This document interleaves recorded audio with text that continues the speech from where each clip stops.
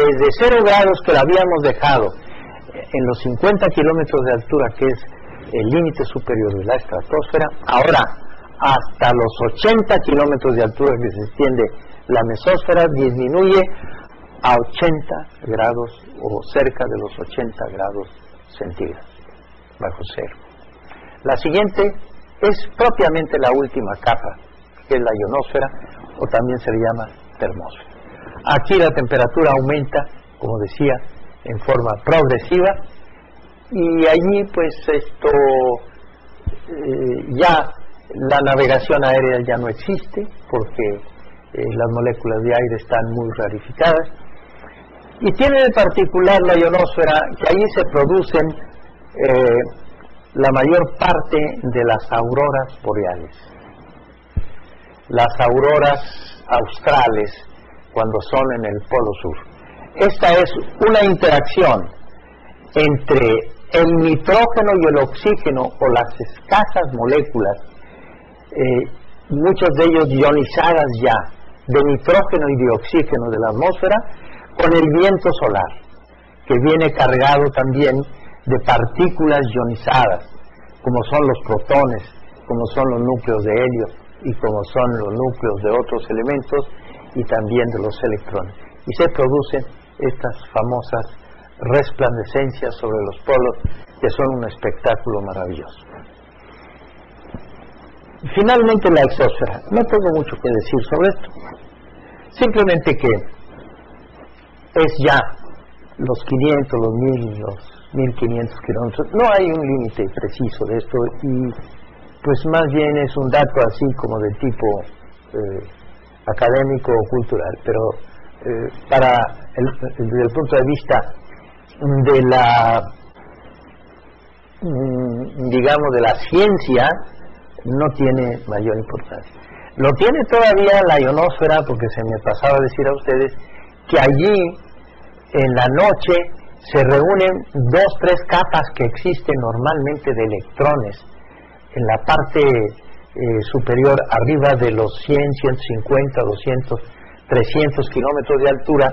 Se reúne en la noche una capa considerable de electrones, y eso sirve como de barrera para que las emisiones de onda corta de radio no pasen esa barrera y puedan rebotar hacia abajo, y eso justamente sirve para las transmisiones de onda corta, que se oyen, como ustedes saben muy bien, mejor en la noche. Eso es debido a que en esa gran altitud la capa de electrones en la noche hace rebotar las ondas cortas de radio, y se pueden entonces transmitir a todo el globo terrestre instantáneamente. Equivalentes espaciales. Bueno, sin salir de la atmósfera, nosotros encontramos que a los 15 kilómetros ya no se puede respirar, ni siquiera dando oxígeno 100%. Vamos, ni siquiera con oxígeno a presión. Ese, desde el punto de vista de la medicina, es un equivalente del espacio exterior.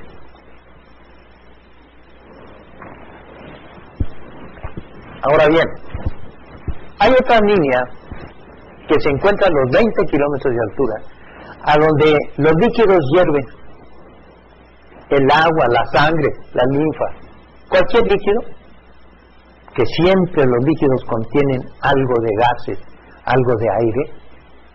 Entonces, a esa altitud de unos 40 milímetros de mercurio será la presión barométrica a esa altitud. Los gases disueltos en los líquidos, en el agua, en la sangre, etcétera, la abandonan. Ya no pueden permanecer disueltos en los líquidos. Y entonces hierven los líquidos como si se calentaran a 100 grados centígrados, igual a como hierve el agua, nada más que el agua lo que arroja es vapor, y aquí no, aquí es el aire, las burbujas de aire o de oxígeno o nitrógeno que estén disueltas, son las que se dilatan y abandonan los líquidos. Línea de Armstrong, porque así fue el nombre del investigador que lo descubrió, a 20 kilómetros.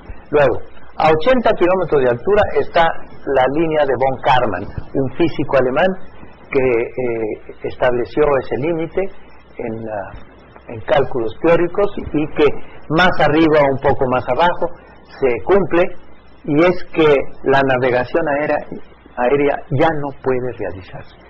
Por lo mismo, porque las moléculas del aire, la densidad del aire es poca, y entonces ya no puede sustentar al avión, ya no puede deslizarse un avión arriba de los 80 kilómetros de altura. Y de ahí se inicia lo que podríamos llamar la navegación espacial. Y a los 100 kilómetros hay otra línea equivalente del espacio exterior. Y es lo siguiente: ocurre que a los 100 kilómetros de altura la luz del sol ya no se refleja, se inicia la oscuridad absoluta del espacio. Y también el sonido, como mi voz, por ejemplo, tampoco se transmite en la atmósfera arriba de los 100 kilómetros. Así puedan disparar cañonazos y lo que ustedes, bombas atómicas, si se quiere, nada más no se va a escuchar absolutamente nada, ni se ve más que la oscuridad absoluta. Por eso se llama los 100 kilómetros la oscuridad y silencio absoluto del espacio. Para aquellos que creen que el cielo es azul y que llega al infinito, como esas canciones tan bellas, como aquella de Desde el azul del cielo las estrellas celosas nos mirarán pasar, dice un tango argentino. Pues no, el azul del cielo llega hasta 100 kilómetros de altura y las estrellas están a centenares o miles de años luz de distancia. Entonces, como ven ustedes, el azul del cielo no está más arriba de los 100 kilómetros. Viene finalmente la línea de aerotermodinámica. Esta se refiere solamente a que a 100 kilómetros de altitud, naves espaciales y aviones, si pudieran llegar, aviones, digamos, de tipo aeroespacial, como los que están fabricándose ya en este momento, ya no tienen fricción con el aire. Por lo tanto, la fricción desaparece y ya no hay calentamiento. Por eso se dice aerotermodinámica. Ya no se calienta la superficie de las naves espaciales ni de los aviones.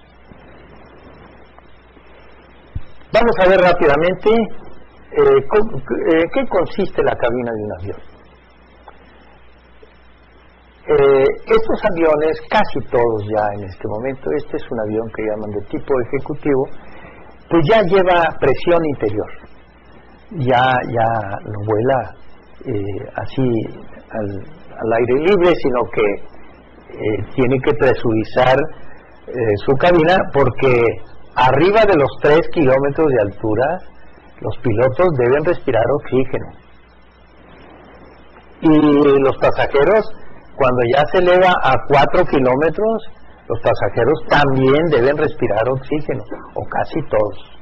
De manera que por eso se presuriza la cabina, para que